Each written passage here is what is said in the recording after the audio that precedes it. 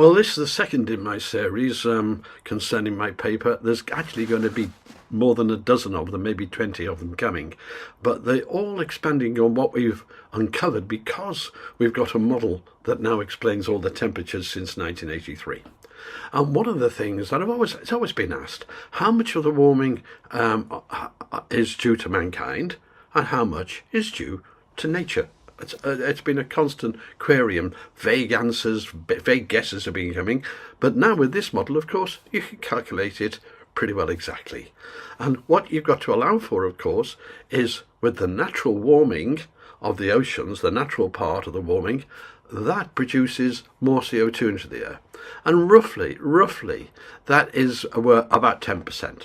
Of the actual extra CO2. So about 90% actually comes from man and about 10% from the natural outgassing of the oceans, roughly like that.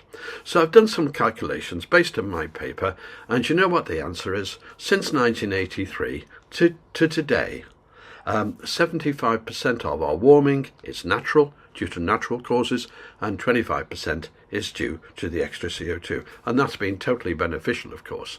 And more warming, like another degree centigrade in the next 175 years, which is what the calculation is, that would be okay too. That'd be good, a benefit to mankind.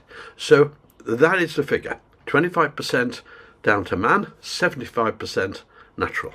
Now, I've done a paper on this, and it's here, the paper's below, and it's also, at the end of this, there's a QR code. You can just go straight to the QR code and look at the paper. It's a very, very short paper, just a couple of pages long, and it's written for lay people to understand. All the maths are there for anyone to check it, because all I've done is do the basic calculations of how much outgassing. I've quoted the sources for that, of course, and how much, has been contributed from my model.